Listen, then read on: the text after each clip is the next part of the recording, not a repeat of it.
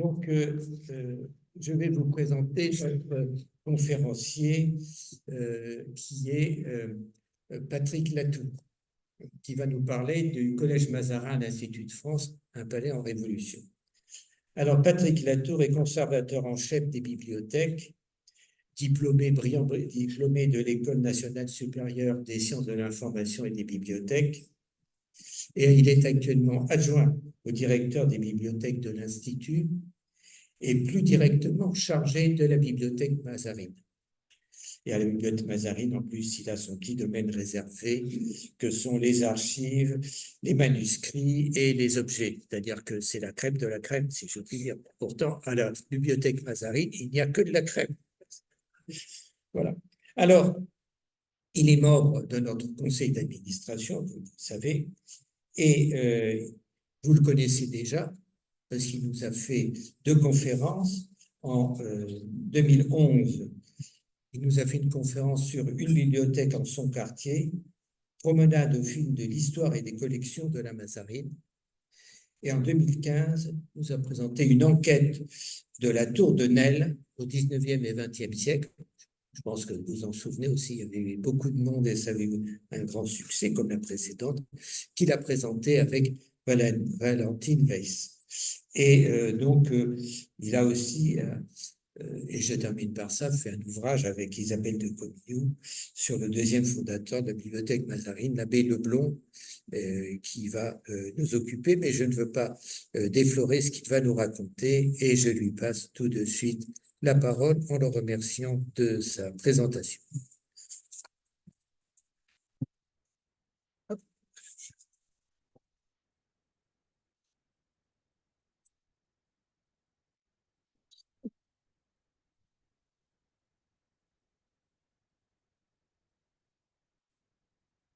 Voilà. Merci, Monsieur le Président.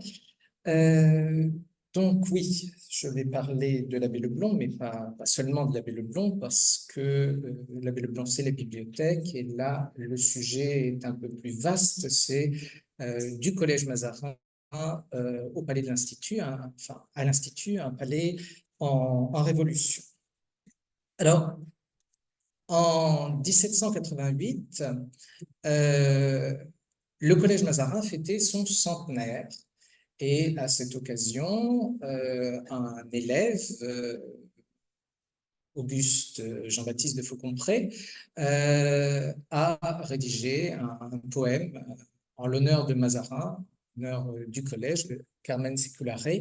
Alors, c'est très peu lisible parce que le manuscrit unique qui est à la bibliothèque Mazarine est avec une encre très pâle qui est en train de disparaître. Donc, vous voyez peut-être pour une des dernières fois le texte. Effectivement, le collège avait 100 ans, ou plutôt il avait un peu plus de 100 ans, puisqu'il avait été fondé. Il a été fondé en 1661 par testament de Mazarin. Le cardinal Mazarin était principal ministre du jeune Louis XIV depuis la mort de Louis XIII. Il était le parrain aussi de Louis XIV.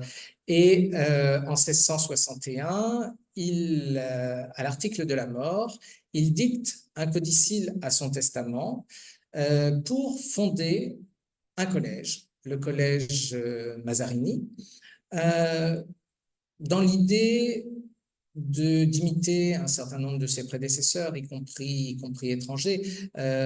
En France, le cardinal de Richelieu, son grand prédécesseur, la grande ombre de son ministère, avait refondé le collège de Sorbonne et avait donné sa bibliothèque. Mazarin lui fonde un collège également et imite par là même aussi d'autres cardinaux, dont le fondateur, par exemple, de l'Ambrosienne à Milan, qui est un complexe à la fois de jardin botanique, bibliothèque, lieu d'instruction.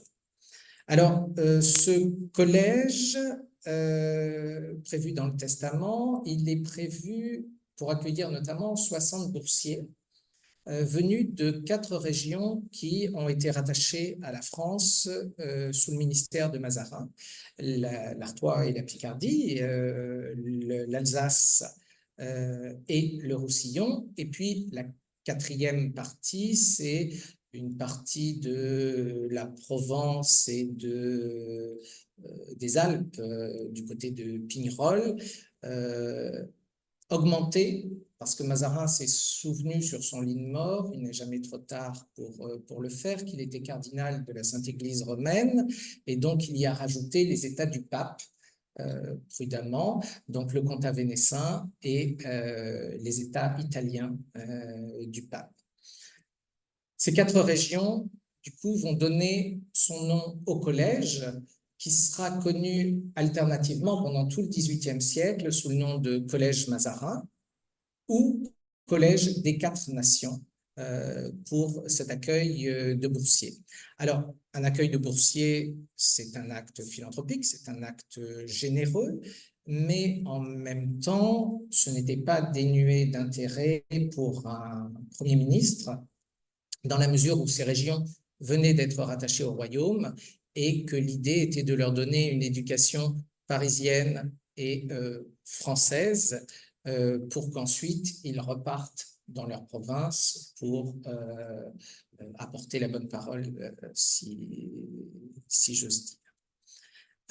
Comme vous le voyez, le testament a été complété en 1665 par les lettres d'acceptation royale. Louis XIV a endossé la création du collège. Il a souhaité que le collège soit réputé de fondation royale, ce qui lui donnait un certain nombre d'avantages, notamment fiscaux. Et puis, en 1668, il y a les lettres patentes portant règlement qui réellement amènent la création du collège.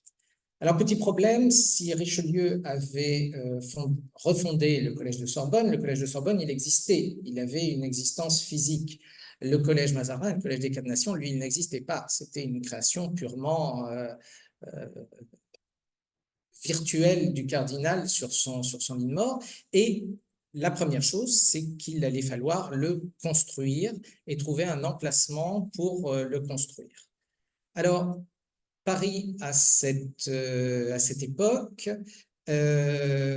était enserré sur la rive droite par l'enceinte de Charles V et sur la rive gauche, premier plan de l'image que vous voyez, par l'enceinte de Philippe Auguste qui existait toujours. Et vous voyez sur cette gravure que les emplacements libres dans la ville étaient assez limités. Donc, construire un collège dans cet espace pouvait s'avérer un peu délicat, surtout que la construction d'un collège supposait à l'époque qu'il soit sous la tutelle de l'Université de Paris et donc plutôt sur la rive gauche. Donc, dans un premier temps, les exécuteurs testamentaires, le président de Lamoignon, Colbert et quelques autres ont envisagé de raser quelques collèges médiévaux qui étaient sur la montagne Sainte-Geneviève, donc proche de l'enceinte de Philippe Auguste. Ça ne s'est pas fait. On a envisagé de le mettre en dehors des murailles, sur le quai de la Grenouillère, l'actuel quai d'Orsay. Et puis, finalement, il a été décidé par Levaux, l'architecte qui avait été approché par les exécuteurs testamentaires, de donner un pendant au Louvre qui était en voie de réfection. Donc, vous voyez que le Louvre est un peu décalé par rapport à l'enceinte de Philippe Auguste, puisque l'enceinte de Charles V est plus large. Et donc, l'idée de Levaux a été de raser l'extrémité de l'enceinte de Philippe Auguste, qui se terminait par la célèbre tour de Nesle, dont on a parlé dans une précédente conférence, donc je ne reviendrai pas dessus, de raser la totalité de la tour de Nesle, de raser le début de l'enceinte pour construire le collège. Donc là, vous avez à la fois les plans de Levaux, hein, l'élévation, puisque Levaux garde une trace de ce qu'il va détruire en précurseur des conservateurs modernes. Et puis, vous avez à côté une photo qui a été prise lors des fouilles les fouilles qui ont été menées lors de la construction de l'auditorium de l'Institut de France et qui montre au premier plan une des tourelles d'enceinte de Philippe Auguste. C'est dans la deuxième cour de l'Institut de France actuellement, donc sur le site que Levaux a choisi. Le collège est construit en une vingtaine d'années, entre 1668 et 1680 à peu près, et donne lieu à ce qu'on connaît actuellement, un très beau bâtiment qui est un pendant complet au Louvre, qui est aussi, de manière beaucoup plus intéressante pour l'histoire du patrimoine, une forme de trompe-l'œil, puisque pour le Louvre, vous avez quelque chose de très équilibré, la chapelle au centre avec son dôme, les deux ailes qui s'ouvrent en hémicycle et les deux pavillons d'est et d'ouest qui finissent le bâtiment. Mais en fait, quand on regarde une vue surplombante, le collège se déploie sur un seul côté. C'est donc un trompe-l'œil pour le Louvre, mais enfin pour la perspective, mais la construction, elle, suit la muraille de Philippe Auguste et se déploie, on le voit sur le plan de Turgot qui est à gauche, hein, la vue du plan de Turgot qui est à gauche, se déploie sur un côté. Et donc, le collège s'organise en 3 cours. Une cour d'honneur, la première, puis une grande cour, et puis une 3e cour pour les communs, écurie, buanderie. Et la construction, l'idée de base permet d'avoir ces 3 cours que vous voyez là. À gauche, la première cour en haut avec la vue de la chapelle. La deuxième cour, qui est pendant tout le XVIIIe siècle la plus grande cour privée de Paris, qui est la vraie cour du collège. Et vous voyez en fond de cette cour le départ de la 3e cour à droite et des écoliers qui jouent sur le fond de la 2e cour, puisque c'était la vraie cour du collège, la cour de récréation, on va dire, des collégiens qui étaient accueillis. Alors, quel type d'élèves étaient accueillis? Eh bien, en plus des 60 boursiers, il y avait un certain nombre d'élèves externes. Et pour une bonne et simple raison, c'est que Mazarin avait très richement doté son collège, ce qui a fait qu'à l'ouverture, le collège Mazarin était le seul collège gratuit de Paris. Les élèves n'avaient pas besoin de payer leurs professeurs. Les professeurs étaient payés par la dotation prévue par Mazarin. Et cette dotation s'appuyait sur plusieurs choses. Elle s'appuyait, comme vous le voyez en bas, sur les revenus de l'abbaye d'Ars-en-Ré qui exploitait le sel. Et donc, c'était des profits importants qui étaient au profit du collège et donc qui permettaient d'avoir des revenus. Et puis, Levaux avait rasé non seulement une part de la muraille pour construire le collège, mais en fait, il a rasé tout le quartier. Et il a reconstruit un certain nombre de maisons qu'on reconnaît très bien aujourd'hui quand on passe rue Mazarine ou à l'angle de la rue Guénégaud. Ces maisons qui étaient des maisons de rapport, qui étaient louées et qui rapportaient également énormément d'argent au collège. Ça permettait d'accueillir des élèves gratuitement. Pendant 20 ans, ça a été le seul collège, même un peu plus, 40 ans, ça a été le seul collège gratuit. Et puis, les autres collèges se sont plaints de cette concurrence déloyale et le roi a décidé d'étendre la gratuité à la totalité des collèges parisiens en leur donnant une sorte de subvention, en fait, en leur affermant un bout des postes. Le Collège Mazarin avait une deuxième particularité qui était d'enseigner les sciences, et c'était un des seuls collèges, à part le collège jésuite Louis le Grand, à le faire à Paris, les autres s'en étant tenus à l'enseignement médiéval scolastique. Cela explique que les élèves aient été variés, mais qu'on compte nombre de savants dans les élèves du Collège Mazarin. Alors là, je vous ai fait un petit florilège. Évidemment, il y en a beaucoup plus. On estime, il y avait un concours d'entrée au Collège Mazarin. Chaque année, le sous-principal faisait passer des oraux de candidature et il ne retenait qu'un candidat sur 5 à peu près. Le collège accueillant chaque année, tout niveau confondu, donc 8 niveaux, hein, depuis 11 ans jusqu'à 17 ans à peu près, accueillant 1000 élèves, ce qui est considérable pour le 18e. Donc, dans les élèves qui ont été là choisis, évidemment d'Alembert, qui a suivi sa scolarité, comme Lavoisier, que vous voyez en bas, les scientifiques du lot.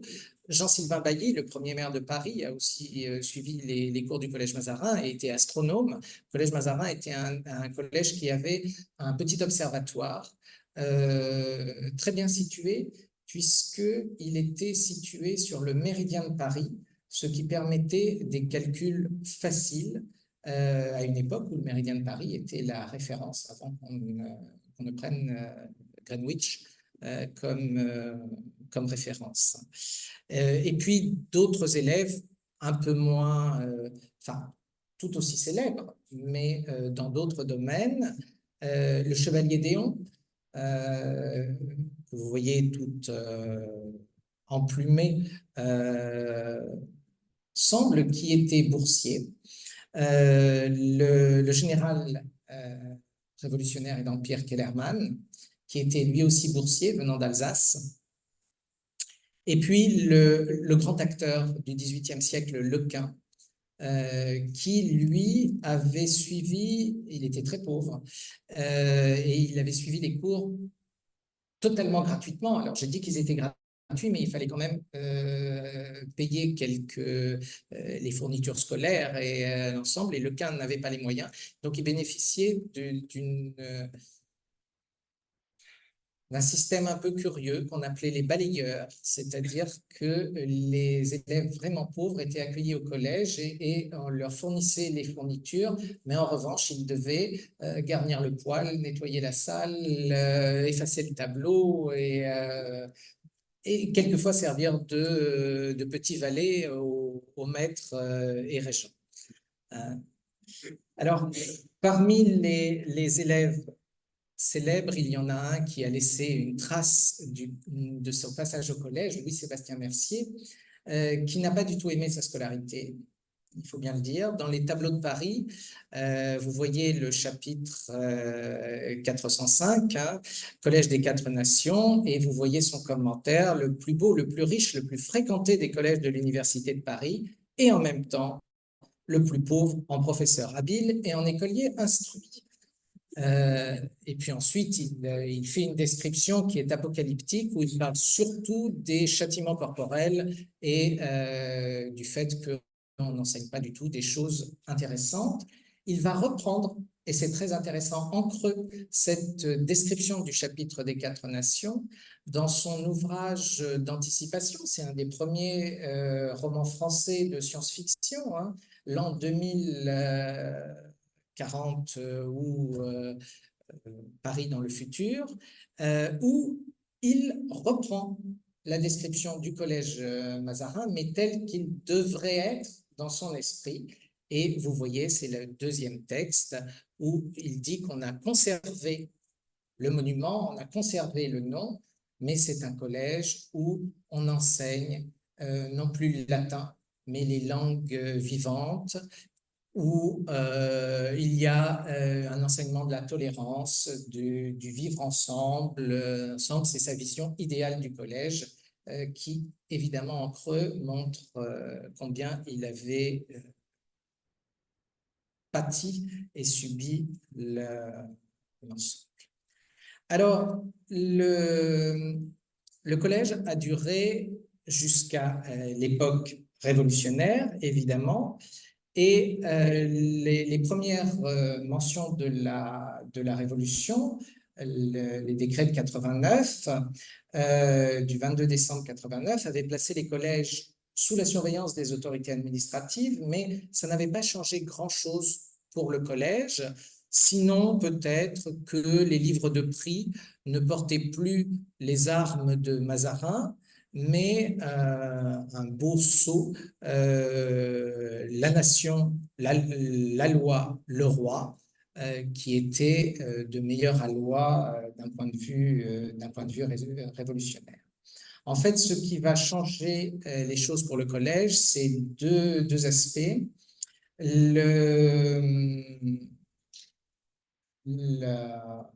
Les prestations de serment. Alors, si la première prestation de serment, le serment civique, en 1790, n'a pas posé de problème, hein, on a même des écoliers qui vont en procession avec leurs professeurs prêter le serment civique, avec un zèle révolutionnaire assez important, puisque à l'époque, dans une campagne de pamphlets contre un royaliste fervent, l'abbé Maury, un des pamphlets qui s'appelle « Faites beau cul, vous n'aurez qu'une claque », un événement arrivé à l'abbé Maury dans la cour du collège Mazarin, fouetté par les écoliers, montre que, au moins dans l'imaginaire, le collège Mazarin était fortement révolutionnaire. En fait, c'était un peu plus complexe que ça, et quand il s'est agi de prêter pour les prêtres qui étaient les professeurs, ils étaient docteurs en Sorbonne, le serment exigé après l'adoption de la constitution civile du clergé.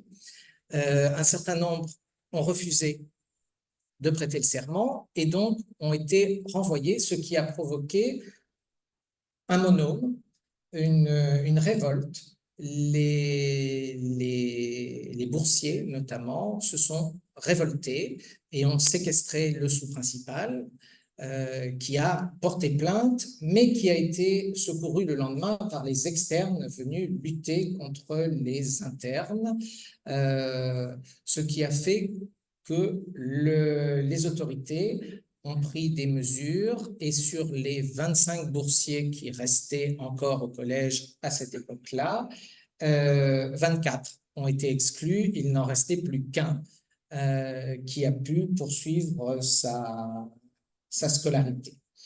Et puis, l'administration du collège a été complètement modifiée, et le grand maître a été limogé.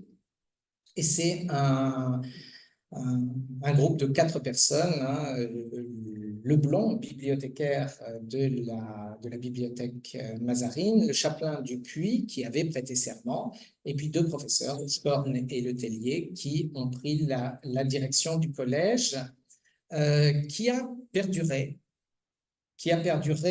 malheureusement pas très très longtemps. Il a perduré sous le nom de Collège de l'Unité, le nom de la section du quartier, hein, ensemble, mais il a perduré jusqu'à ce que les autorités révolutionnaires, en fait, lui coupent les crédits. Ils ont décidé que les dotations dont bénéficiaient les collèges n'étaient plus données au collège. Et donc là, évidemment, il n'y avait plus grand-chose à faire. Et le collège, du coup, n'a jamais été supprimé, mais n'a plus eu les moyens de continuer son activité. Alors, un des problèmes, c'était de savoir que faire de ce collège qui avait été supprimé. Alors, l'abbé Leblond, qui était à la manœuvre, hein, à la fois parce qu'il dirigeait la bibliothèque Mazarine qui est restée ouverte, et puis parce qu'il était administrateur du collège, a eu énormément d'idées. Une des premières idées, ça a été d'y installer l'Assemblée nationale. On cherchait un endroit pour mettre les représentants du peuple qui étaient au Louvre, et l'abbé Leblanc a dit bah, c'est idéal. Il y a de quoi faire un amphithéâtre, on peut faire une salle de séance pour les représentants de la nation, et puis il y a suffisamment de salles pour tous les comités, tout l'ensemble, puisqu'il fallait prévoir un palais pour les représentants du peuple. C'était idéal, on avait juste à traverser la Seine. Ça ne s'est pas fait, évidemment, hein, puisque c'est le palais Bourbon qui a finalement été choisi. Et Leblond a eu d'autres idées. Il a décidé de descendre un peu en gamme, si j'ose dire, en proposant que ce soit le siège du département. Alors, sa proposition en 93 d'y installer le département de Paris et le directoire de Paris a eu un peu trop de succès.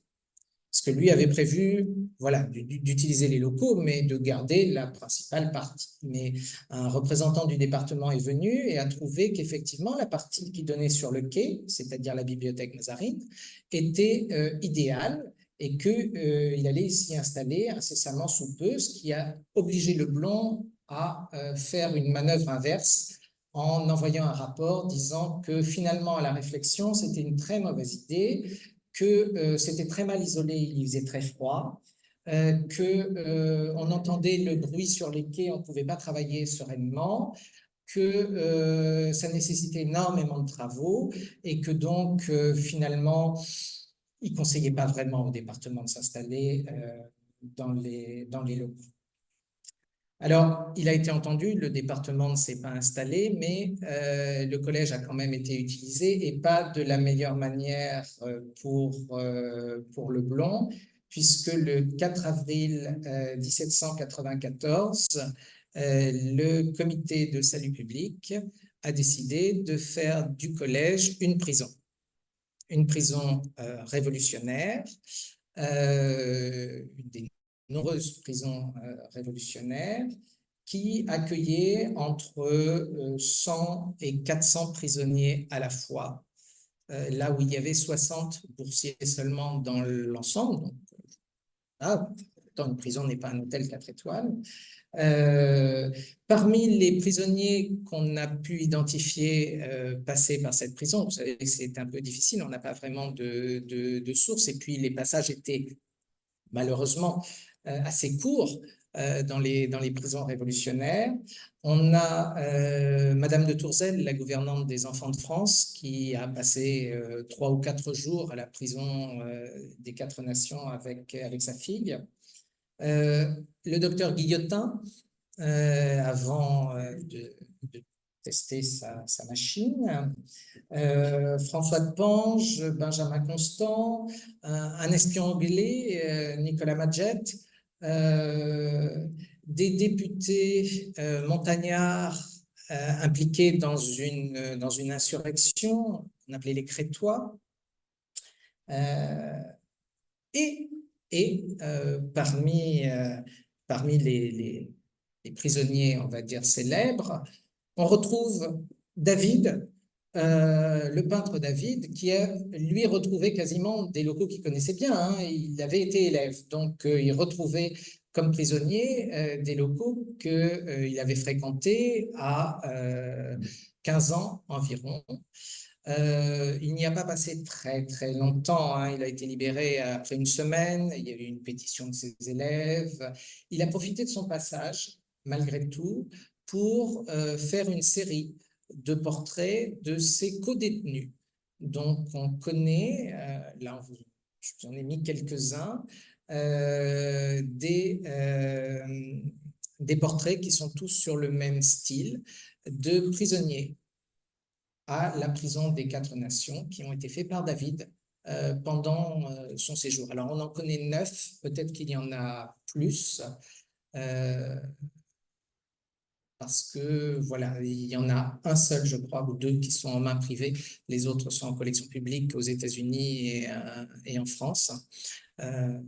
Mais voilà. Et puis, vous voyez, je vous ai mis un petit texte de Potrizelle, qui était un député qui envoie une pétition pour demander sa libération, et il date sa lettre, de la prison des 4 nations, 5 Fructidor en 3. La prison des 4 nations a accueilli beaucoup de montagnards et de députés qui étaient à ce moment-là en disgrâce, on va dire, pour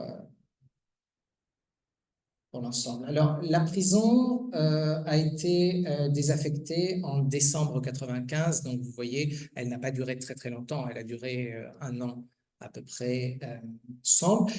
La chapelle, elle, pendant ce temps-là, servait de dépôt de farine ou de dépôt de sucre. Heureusement, pas de poudre. Ce qui aurait pu, parce que quand la prison a été fermée, on a envisagé d'en faire du collège une caserne. Et finalement, c'est autre chose qui a été décidée. Vous savez que en 1795, donc au moment où la prison fermée, il y a une grande loi sur l'organisation de l'instruction publique qui s'inspire en partie des rapports qui avaient été faits au début de la Révolution par Condorcet et qui prévoit la création d'écoles centrales, l'équivalent de lycées, une par département. 5 étaient prévues pour Paris, et finalement, il n'y en a eu que 3 qui ont été construites, enfin, qui ont été mises en fonction.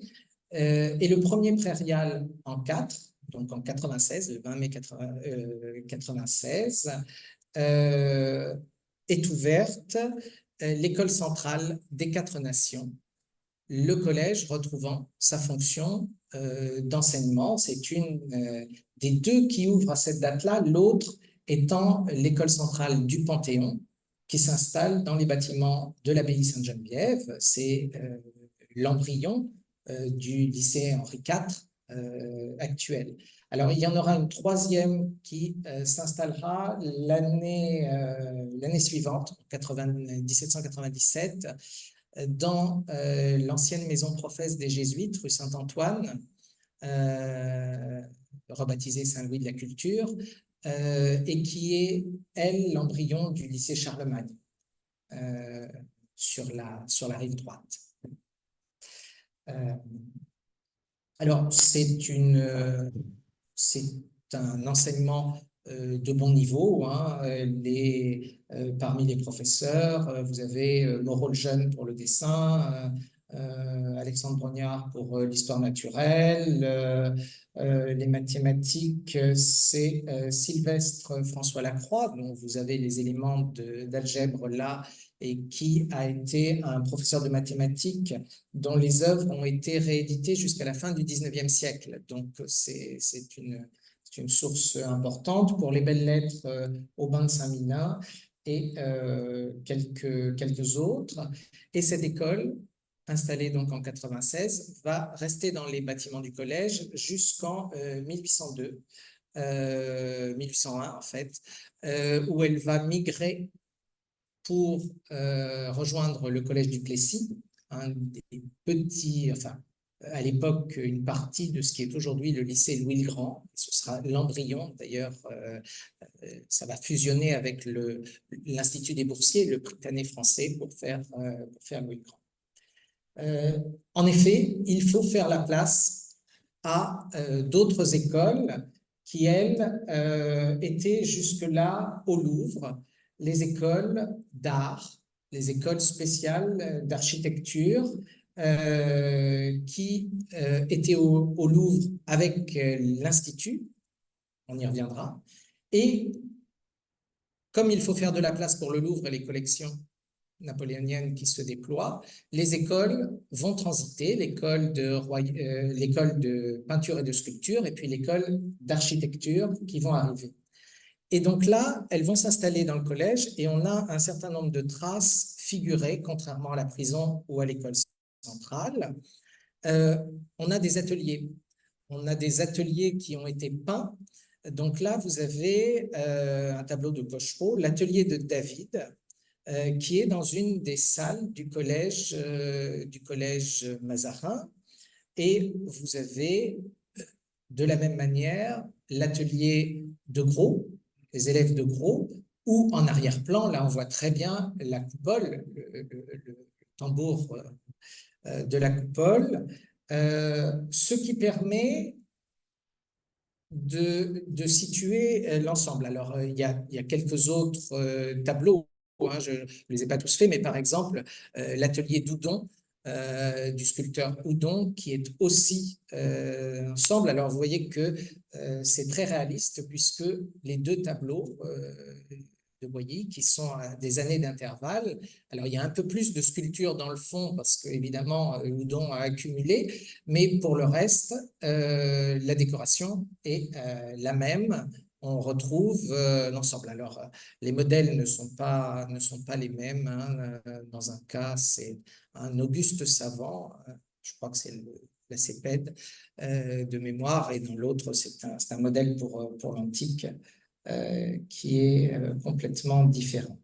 Alors, un des avantages des archives et de gérer les archives, c'est que on sait à quoi correspondent ces ateliers, puisque la bibliothèque de l'Institut conserve des plans du déploiement des ateliers d'artistes et des logements d'artistes au Palais, et que dans ces dossiers, on a des dossiers qui indiquent soigneusement à quoi correspondent. Alors, vous voyez là, on a le rez-de-chaussée de ce qui est aujourd'hui la bibliothèque Mazarine. Aujourd'hui, c'est des magasins. Vous voyez que chacun a un numéro. Ils sont assez peu lisibles, mais vous voyez les numéros. Et vous voyez sur le texte qui est ensemble que on a donné à Monsieur Gros le numéro 47 en remplacement de l'atelier de David qui était le numéro 42.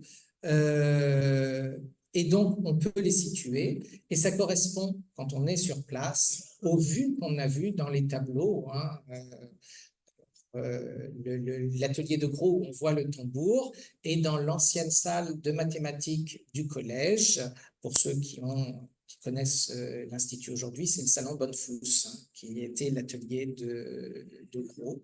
L'atelier de David, lui, est un des magasins maintenant de la Mazarine. Et donc, les cours de l'Institut ressemblaient à ceci, avec des étudiants fréquentant les secondes cours, puisque la seconde cour, qui est représentée ici, hein, vous retrouvez l'emplacement, vous voyez des étudiants des Beaux-Arts qui sont là, vous voyez aussi un chien au premier plan. C'était parmi les animaux les plus sympathiques, hein, parce que dans une plainte un peu antérieure, il est vrai, Leblond demandait au directoire de faire quand même quelque chose contre les 6 cochons qui étaient dans la cour et qui ne donnaient pas un aspect sympathique à l'établissement.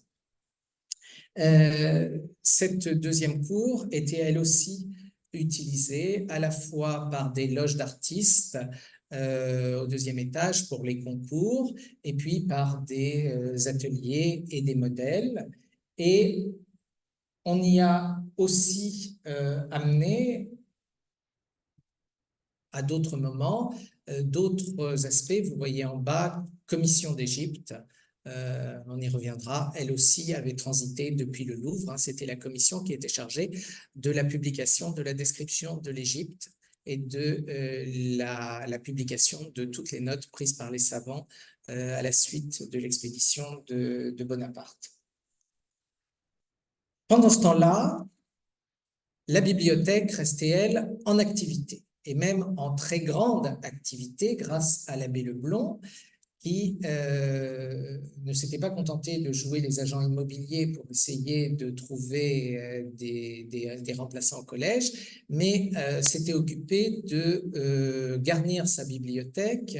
Et donc l'abbé Leblond, qui a été membre de toutes les commissions chargées de la répartition des richesses culturelles de la France qui avaient été saisies, aussi bien les manuscrits, les livres imprimés, mais aussi les œuvres d'art, les archives aussi, en partie, même si la commission de triage Leblond n'y a fait qu'un bref passage, mais en revanche, il est allé à Saint-Denis identifier ce qui devait être conservé, ce qui ne devait pas être conservé. Il est intervenu aussi du côté monumentaire, mais en tout cas pour la bibliothèque, il a obtenu, comme vous voyez dans le texte qui est à gauche, des autorités le droit d'aller se servir dans les dépôts, non seulement en livres, mais aussi en objets d'art. Il adorait les objets d'art, hein, c'était un membre de l'Académie des inscriptions et belles-lettres, spécialiste de l'Antiquité. Donc, il est allé récupérer un certain nombre de bustes, de commodes, de pendules, les lustres de Madame de Pompadour, enfin, tout ce qu'il pouvait récupérer à droite et à gauche, et aussi un certain nombre de livres. Vous voyez, l'ouvrage qui est présenté porte encore son signet révolutionnaire, cette petite fiche verticale avec un numéro qui indiquait chez qui avait été confisqué l'ouvrage. En l'occurrence, c'est une provenance un peu prestigieuse puisque la petite fiche indique que l'ancien possesseur était L. Capet, Louis Capet. C'est une confiscation à Versailles dans la bibliothèque du roi, hein, c'est la danse des aveugles. La plupart du temps, les ouvrages des confiscations révolutionnaires n'ont plus ces petits signes, on les a enlevés au moment de l'entrée dans les collections. Et puis l'abbé Leblond, toujours au sein de ces commissions, a été chargé d'élaborer la méthode pour centraliser à Paris l'analyse des confiscations révolutionnaires en province. Et comme il était hors de question de ramener des caisses entières de livres pour qu'on les trie, il s'est inspiré du catalogue de la bibliothèque qui avait été mis en place par un de ses prédécesseurs, l'abbé Desmarais, qui avait utilisé les cartes à jouer pour faire son catalogue, les cartes à jouer présentant l'intérêt d'être d'un format standard et d'avoir une face qui était blanche. Le dos était blanc à l'époque, n'avait pas de figure, et donc c'était l'équivalent de nos fiches Bristol. Hein. Rousseau a pris des notes sur des cartes à jouer, les épiciers faisaient leur compte sur les cartes à jouer, mais les bibliothécaires, eux, inventaient le catalogue sur fiche. Et Leblond a généralisé cette méthode à la France en demandant en province que les autorités mettent une fiche par ouvrage confisqué, et puis on envoyait les paquets de fiches à Paris où on pouvait trier et analyser et dire ben ça devient de la cartouche ou ça c'est vendu, et puis ça en revanche c'est important, vous nous l'envoyez dans une caisse sécurisée pour que ça finisse à la Bibliothèque nationale ou ailleurs. L'abbé Leblond a réussi de cette manière-là, son activisme a permis à la bibliothèque de s'enrichir d'environ 50 000 ouvrages, ce qui n'est pas rien quand même dans l'absolu. Alors, il y avait les écoles centrales qui étaient arrivées dans le collège, donc ça occupait déjà une certaine place, mais ce n'était pas fini dans les transferts. La Constitution de l'an 3 prévoyait la création, dans son article 298, la création d'un institut de France. Il y a pour toute la République un institut national chargé de recueillir les découvertes, de perfectionner les arts et les sciences. Cet institut avait été installé au Louvre. Vous voyez juste sous ce court texte fixant dans la Convention de l'an 3 la création de l'Institut. La première séance, la séance inaugurale dans une des salles magnifiques du Louvre, hein, où l'Institut a été installé. Mais rapidement, il a été un peu à l'étroit, alors il y a divers projets pour lui constituer un palais palais de l'Institut, notamment un projet que je vous ai mis là à gauche, qui est un projet d'un des architectes favoris de Napoléon, Percier, qui envisage un dôme avec un plan en croix grecque, la salle centrale sous dôme servant d'amphithéâtre, de salle des séances, et autour rayonnant des salles de travail.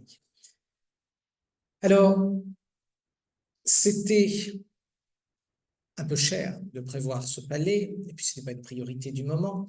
Et donc, on s'est avisé qu'en fait, le bâtiment qui correspondait à peu près à ce projet-là, il existait déjà. Et il n'était pas loin du Louvre, il était en face. Alors, on y avait déjà transféré les écoles, ce qui posait un petit problème, mais on a décidé en 1805 d'y transférer également l'Institut. Il faut bien dire que l'Institut était cher au cœur de Napoléon. Hein, vous le voyez là représenté dans une représentation assez rare, en habit d'académicien à l'époque, puisque dès la création de l'Institut, Bonaparte avait été coopté comme membre de la section des sciences, section des arts mécaniques et mathématiques. Donc, il était membre de l'Institut et il a toujours d'une certaine manière, pris à cœur son rôle de membre, notamment en lui accordant certains privilèges ou en lui attribuant des prises révolutionnaires. Hein. J'espère qu'il n'y a pas d'Italien dans la salle, mais c'est à lui que nous devons d'avoir les carnets de Léonard de Vinci, les seuls conservés en France dans la bibliothèque de l'Institut. Et vous voyez que dans la minute du décret impérial qui est là, il y a une petite annotation en bas, alors vous n'arrivez pas à la lire, mais cette annotation dit en fait que cette installation de l'Institut dans le Collège des Quatre Nations est provisoire jusqu'à ce que l'on ait aménagé d'autres locaux dans le Louvre. Donc, c'est une installation qui, a priori, ne devait pas durer. Alors, le problème évidemment, de cette arrivée de l'Institut Quai de Conti, c'est que c'était déjà plein comme un œuf.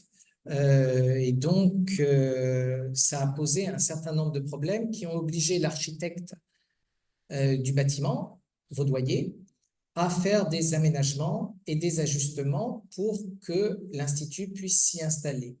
Alors, l'Institut, au départ, ne reçoit que la rotonde, c'est-à-dire l'église centrale, une part de la façade et le pavillon occidental. Et c'est la seule partie qui lui est dévolue, le reste restant pour les écoles d'architecture. Alors, Vaudoyer va devoir d'abord prévoir une salle de séance et il va décider évidemment d'aménager l'ancienne chapelle pour ce faire. Et donc, il va être obligé à la fois de surbaisser la coupole du dôme, parce que sinon la voie ne portait pas suffisamment et le bâtiment était inchauffable. Donc, il va faire une sous-coupole. Vous voyez qu'il y a une coupole dans la coupole qui sera de bois et de toile. Et puis, il va faire des trompe-l'œil pour tout ça ensemble. Et puis, il va l'éclairer avec... vous voyez ces pans coupés, c'est des sortes de lunettes qui prennent depuis le tambour de la rotonde et qui amènent des puits de lumière pour éclairer cette sous-coupole qui a été privée de son éclairage zénithal, semble. Et en bas, il va excaver le sol de la chapelle très au-dessous de son niveau d'origine pour pouvoir faire un double amphithéâtre qui se fait face, nord-sud, un côté pour les académiciens, un côté pour le public, et sur les côtés, il va faire monter des gradins pour le public aussi, et enfin, il va installer des tribunes tout autour pour accéder au public. Alors évidemment, ça va demander du temps, tout ça, et pendant ce temps-là, eh ben, il faut trouver un endroit pour tenir les séances. et il y a un endroit tout indiqué, et ben, c'est la bibliothèque Mazarine. Donc, pendant plusieurs années, la bibliothèque Mazarine, la grande galerie de la bibliothèque Mazarine, va être amputée d'un bon tiers par une cloison pour faire une salle de séance aux académies, le temps qu'on crée cette nouvelle salle des séances. Alors, ce n'est pas le seul aménagement intérieur que va faire Vaudoyer. Et l'Institut avait une bibliothèque constituée et qui était au Louvre. Bibliothèque constituée autour de la bibliothèque de la ville de Paris qui avait été confisquée puis attribuée à l'Institut, et puis de quelques autres confiscations. Et donc, Vaudoyer va l'installer dans le bâtiment et pour ce faire, il va prendre ce que Leblond avait prévu pour une extension de la bibliothèque, parce que 50 000 volumes, il faut trouver un emplacement pour les mettre. Donc, il avait aménagé tout un espace en cassant des logements, en cassant des cloisons, en allant récupérer les boiseries de Saint-Denis pour mettre une extension à sa bibliothèque. Et en arrivant, l'Institut trouve que c'est parfait pour installer sa propre bibliothèque. Non seulement la bibliothèque Mazarine est amputée d'un bon tiers, mais elle perd aussi son extension possible. Alors, pas seulement au profit de l'Institut, parce que les écoles d'art, du coup, vont trouver que c'est idéal pour faire une galerie d'exposition pour les modèles d'architecture. Ça va être aussi une galerie de modèles au centre. Alors, il y avait les livres sur les côtés, les modèles d'architecture au centre. Ça devait être un peu curieux et baroque, mais c'est les aménagements de Vaudoyer en intérieur. Il aménage aussi les abords de l'Institut. Là, vous avez une gravure de Courvoisier qui a servi, grâce à Christian, d'illustration pour les programmes et l'annonce de cette conférence. Vous voyez au fronton de l'édifice, enfin vous ne voyez pas, mais enfin je vous le dis, il faut le croire sur parole, qu'on a renommé l'édifice et que du fait de la présence des écoles, il s'appelle Palais des Beaux-Arts, qui va rester pendant un certain temps. Et puis Vaudoyer va faire un certain nombre d'aménagements.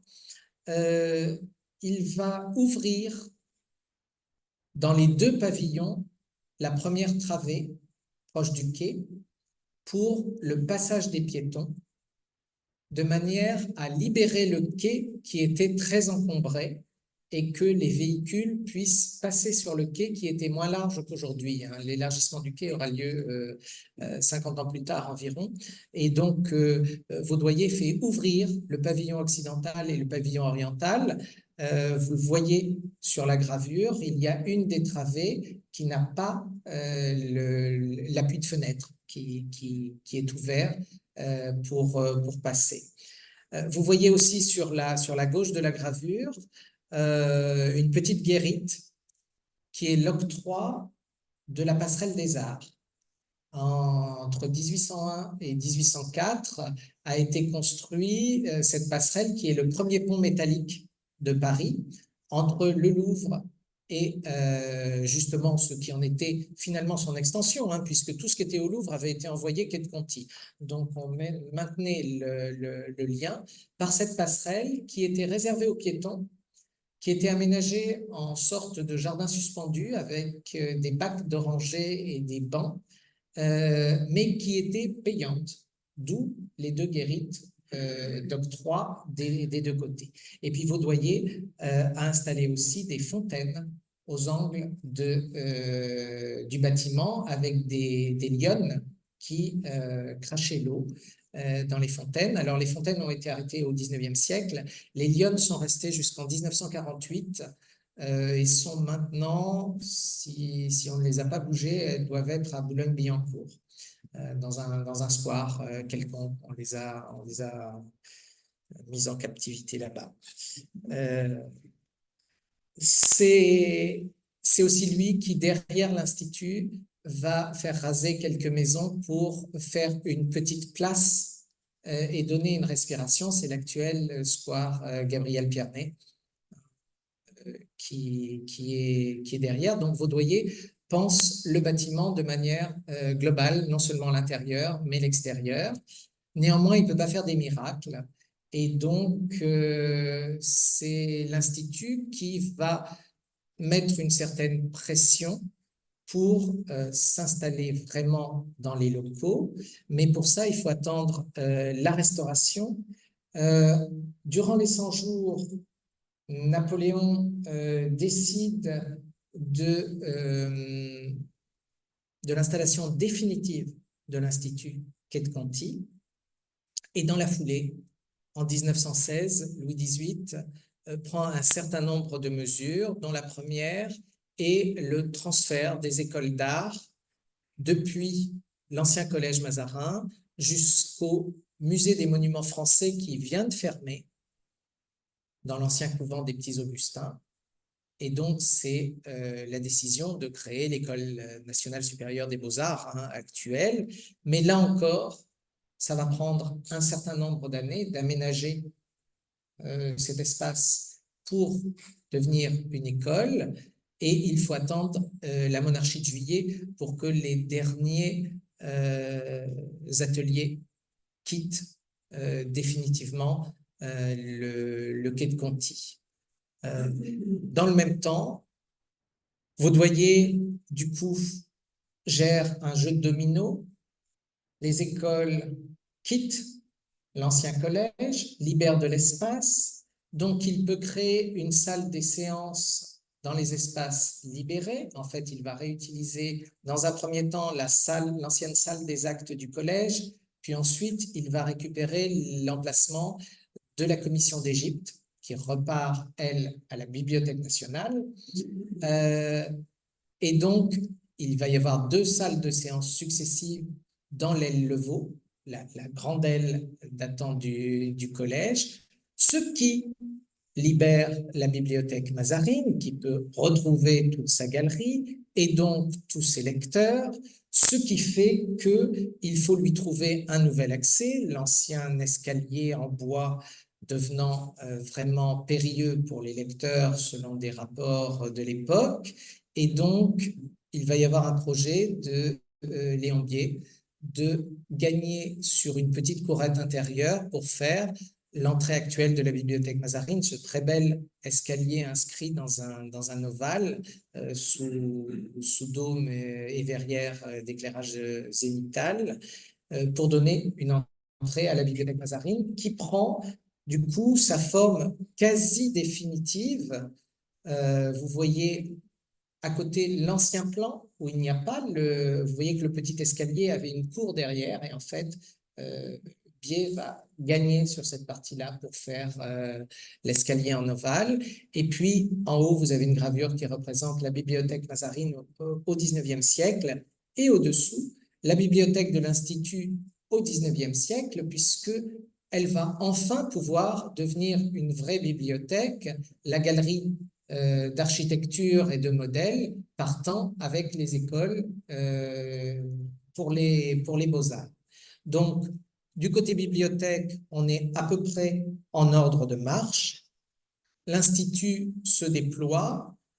Les salles de séance créées par Vaudoyer ne sont pas idéales. Elles sont trop petites et elles sont bruyantes car donnant sur la rue Mazarine.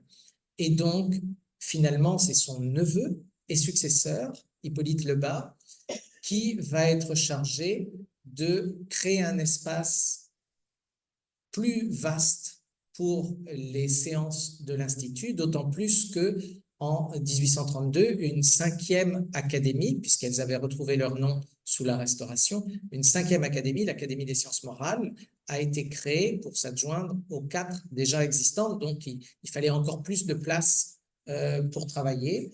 Et donc, Hippolyte Lebas va construire, alors je suis désolé, pour que ce soit visible, je n'ai trouvé qu'une vue de Google Earth. Donc c'est peu visible en haut, mais ça vous permet de voir que dans cette cour, cette 2e cour de l'Institut, en pendant de l'aile qui avait été construite par Le Vau et qui est vers nous, Hippolyte Lebas va construire une aile en face avec une verrière que vous voyez assez bien au centre, un puits de lumière, pour créer les salles de séance que vous avez au-dessous, la grande salle des séances qui est en partie centrale, et puis une salle des séances un peu plus petite qui est dans son prolongement et qui accueille à partir de 1846 ou 48, je n'ai plus la date exacte, les séances de l'Institut. Et là, véritablement, le palais de l'Institut est dans sa configuration quasi actuelle pour accepter les 5 académies que je vous ai remis en état de marche. Un palais qui avait traversé la Révolution, mais avec un certain nombre de soubresauts. Je vous remercie.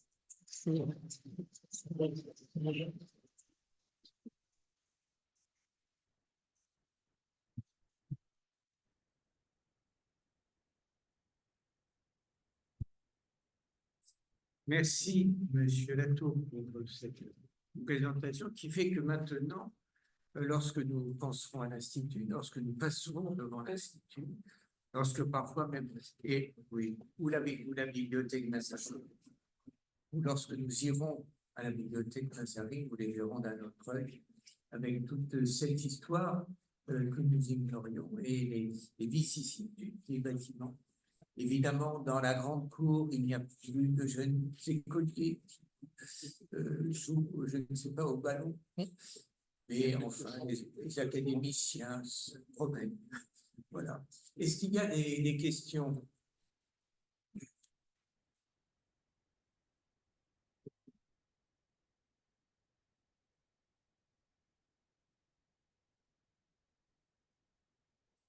En 1970, on a connu l'Institut a été pris en main par les communards, etc., des débats. Alors, à ma connaissance, je parle, j'ai au moins un collègue qui connaît l'histoire de l'Institut au moins aussi bien que moi. À ma connaissance, en tout cas, les communards n'ont pas pris l'Institut. L'Institut avait été mis en défense, si j'ose dire, avec un certain nombre d'aspects.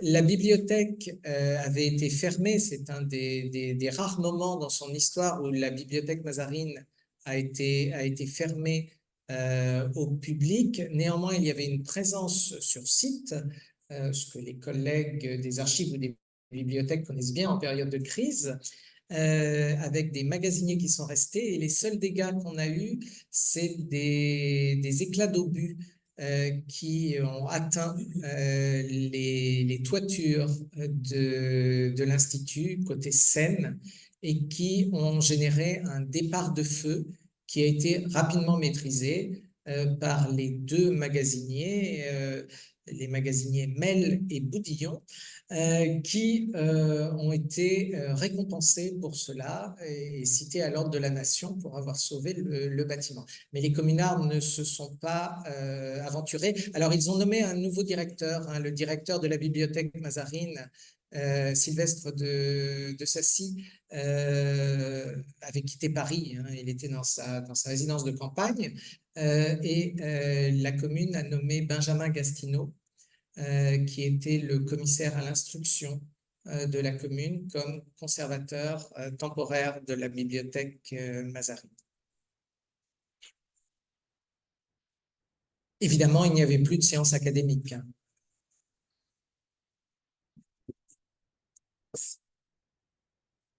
Oui, cette présentation est agréable. On met notamment l'apport de la Révolution à l'édition bourgeoise de 1789 pour la constitution des collections de documents de la bibliothèque Mazarine. J'avais une question sur la partie collège, donc on ne connaît pas trop. Vous avez dit que le bâtiment avait accueilli une école centrale. Bien, je crois, vous pouvez nous préciser ce qui était dans ces 3 écoles centrales, ces événements. Je n'ai pas compris le mélange entre le collège qui était situé dans le bâtiment Mazarin et l'île de Grand, avec le PSRI qui va nous voir. Alors, en fait,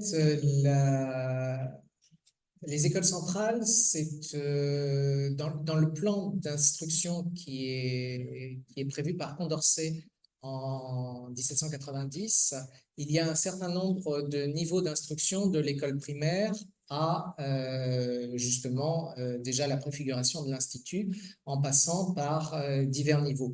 C'est mis en musique, si j'ose dire, par la loi de 1795, la grande loi sur l'instruction publique qui est due à la Canale notamment, et qui prévoit une école centrale par département. C'est le niveau intermédiaire. C'est celui qui est après les écoles primaires et avant les écoles d'application ou les écoles spéciales. C'est ce qui correspond aujourd'hui au collège ou au collège-lycée, parce que ça commence à 12 ans et ça finit à 16 ans. Donc, vous avez à peu près une fourchette. Et Paris est un département particulier, donc on prévoit 5 écoles centrales qui sont normalement réparties, qui auraient dû être réparties entre la rive gauche et la rive droite. Et finalement, comme je vous l'ai dit, il n'y en a que 3 qui sont mises en place, une sur la rive droite, le futur lycée Charlemagne, et 2 sur la rive gauche, l'école centrale des 4 nations qui est dans les bâtiments du collège, et l'école centrale du Panthéon qui, elle, est dans l'ancienne abbaye Sainte-Geneviève. Elle deviendra le collège Henri IV. En parallèle, le collège Louis-le-Grand, qui était le collège jésuite au XVIIIe siècle et qui avait été déserté, enfin désaffecté après l'expulsion des jésuites en 1764, accueille une institution qu'on appelle le Prytanée français, qui est prévue pour les élèves méritants de la France entière qui sont accueillis et éduqués aux frais de la nation selon un modèle inspiré de Sparte. Et ce Prytanée français est installé dans les anciens bâtiments du collège Louis-le-Grand. Et quand il faut faire de la place, quai de Conti, pour les écoles spéciales, les écoles qui sont au-dessus, on déplace l'école centrale des 4 nations, qui conserve quand même son nom. C'est un peu curieux. On la déplace dans un petit collège médiéval qui était juste derrière le collège Louis-le-Grand, le collège jésuite, et qui aujourd'hui est dans le quadrilatère de l'actuel lycée Louis-le-Grand, qui est beaucoup plus grand que l'était le collège jésuite. Il a pris une part du collège du Plessis et puis 2 autres collèges médiévaux dans ma mémoire. Voilà, donc c'est comme ça que s'organise l'instruction à Paris, et le Prytanée français va être déplacé quand on va créer le lycée Louis-le-Grand. Il va être déplacé à Saint-Cyr, l'école, enfin, Saint-Cyr, dans l'ancienne maison des jeunes filles créée par Madame de Maintenon. Et Napoléon va le transformer en école militaire avant de le transférer à la Flèche en grande partie. Donc c'est pour ça que le Prytanée est aujourd'hui une école militaire à la Flèche, mais qu'il a tout un parcours, y compris civil.